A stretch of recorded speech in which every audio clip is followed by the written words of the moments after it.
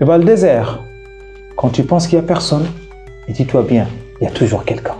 Durant cet épisode, nous allons traverser la route de Nouadhibou-Nouakchott sous 43 degrés. Il faisait chaud. Nous avons la chaleur, nous sentons la chaleur dans nos gants. Et durant cet épisode, fatigué, en plein milieu de la route, Mehdi nous demandera de nous arrêter. Pour nous, malheureusement, il fait 12h30, mais on décide d'affronter le désert. À peine une centaine de kilomètres, tempête de sable et vent chaud. Et il fait déjà 43 degrés. Nos motos souffrent, nous aussi. Mes deux compagnons de voyage n'en peuvent plus. Alors, pause improvisée dans une petite épicerie en plein milieu du désert.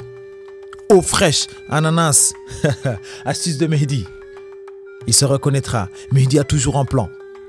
Et souviens-toi ici, quelle que soit l'étendue du désert ou le vide ressenti, il y a toujours quelque part quelqu'un. Après 1 heure de repos et lorsque le désert a décidé de nous laisser repartir,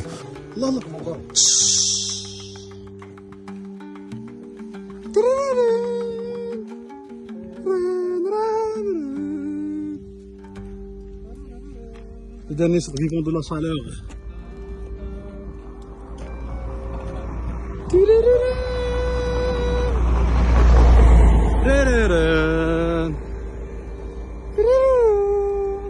nous reprîmes la route. Il commence à faire beau, la température baisse et puis paysages fascinants se font sentir. Tu vois ces dunes colorées? C'est juste magnifique. Le pays des poètes, le pays des bibliothèques du désert, le pays de Kumbisal, la capitale de l'Empire du Ghana, la contrée de départ des Almoravides, appelée Mourabitoun. Bref, pour moi, la Mauritanie est le véritable pont culturel.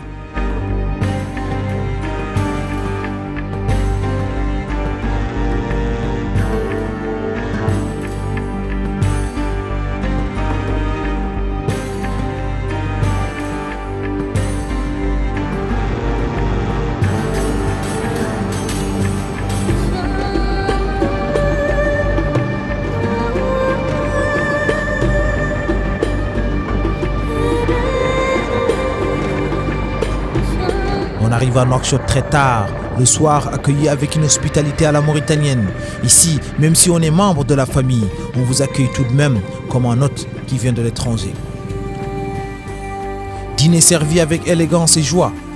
Merci Idi Khala et merci la famille. Bonne nuit les amis. Réveillé au quartier de Dar el-Baïda à Nouakchott, on part faire un tour au marché capital. Drapeau sénégalais, mais là je vois notre drapeau. Puis on prendra la route vers le sud pour aller au Sénégal via Diama.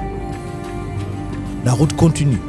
Plus on avance, plus le décor change. Le désert cède peu à peu la place à la verdure. L'appel de la savane se fait sentir. C'est là où on voit bien que la Mauritanie est ce pont entre le Maghreb et l'Afrique de l'Ouest. Le pays des Soninké, des Hassanioun, des Peul et des Wolof. On est plus loin du Sénégal. On approche le parc national de Djaouling. Une réserve mauritanienne créée en 1991 et classée à l'UNESCO.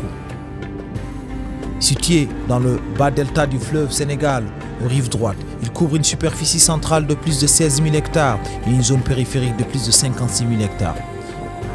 Une magnifique section off-road nous attend, des animaux sauvages, des paysages magnifiques.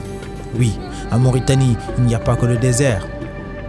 Une grande partie du pays est couverte de végétation, une faune et une flore à couper le souffle. Je t'invite vraiment à visiter ce pays un jour. On n'en manquera pas de profiter des spectacles naturels de ce paysage et du parc. Il arrive! Ah, il arrive!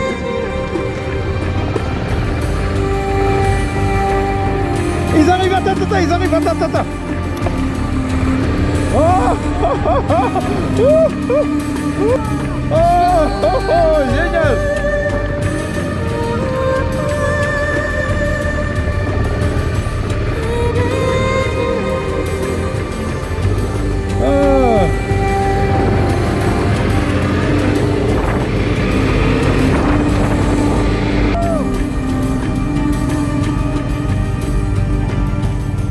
Et puis le fleuve du Sénégal en vue, un coucher de soleil d'une beauté indescriptible.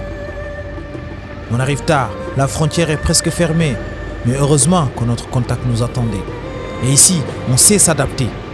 On sait que le fleuve n'est pas une frontière. Comme on le dit en Peul, Maïwana Kérol, ce fleuve unit plus qu'il ne sépare. Ils savent surtout que ces frontières ne sont qu'un héritage colonial, hérité de la conférence de Berlin de 1885 ou du partage de l'Afrique sans les Africains. Donc naturellement, nous pouvons traverser. N'oublions pas que nous sommes chez nous en Afrique.